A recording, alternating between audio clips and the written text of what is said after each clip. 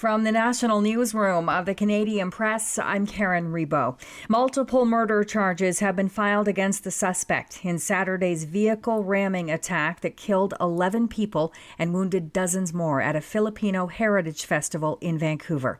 Hundreds attended a vigil inside a packed community center last night. Many of the mourners, including dignitaries, also laid flowers on a makeshift memorial outside near the scene. Canadian Press reporter Kyle Duggan was there.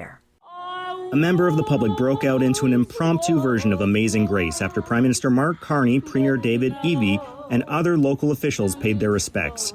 Carney solemnly laid white roses, a symbol of mourning to the Filipino community, as golden beams from the setting sun shone down behind the crowd.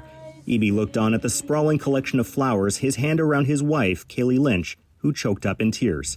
It was a powerful moment. Several prominent Canadian politicians present, during an election even. No one said a word. Kyle Duggan, the Canadian Press, Vancouver.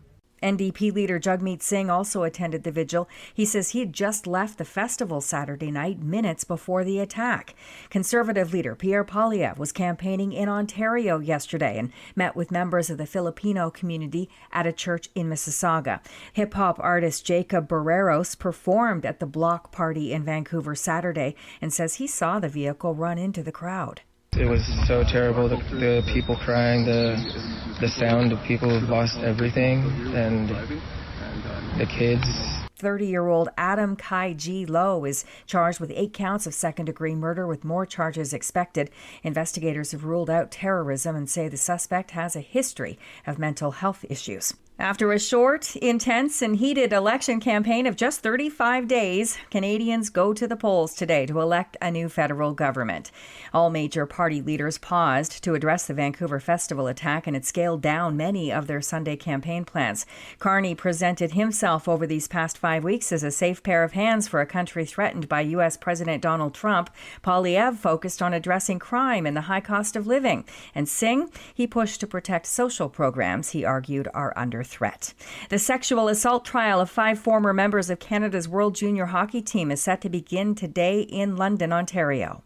Michael McLeod, Carter Hart, Alex Formanton, Dylan Dubé, and Callan Foote have all pleaded not guilty to sexual assault. Jury selection took place last Friday, and the prosecution is set to give an overview today of the evidence it expects to show over the course of the trial. The charges against the players relate to an encounter that took place in the city in June of 2018, as many of the team's members were in town for a Hockey Canada gala. David Bowles, The Canadian Press. And the Vatican is closing the Sistine Chapel to the public as part of its preparations for the conclave to elect the next pope. This is the Canadian Press. In sports, NHL playoff action, Leon Draisaitl scored a power play goal at 18:17 of overtime, and the Edmonton Oilers came from behind to beat the visiting LA Kings 4-3 Sunday night.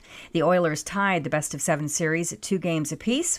The Oilers captain Connor McDavid says the team just doesn't quit. We got a strong belief in here.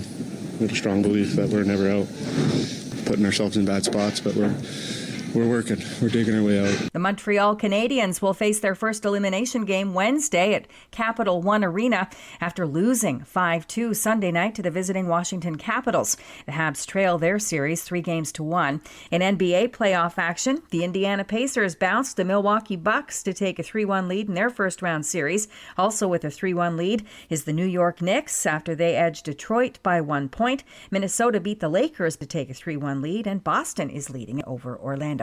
From the Canadian Press, I'm Karen Rebo. Thanks for listening. Don't forget to follow and subscribe. For more of today's top stories, visit thecanadianpressnews.ca.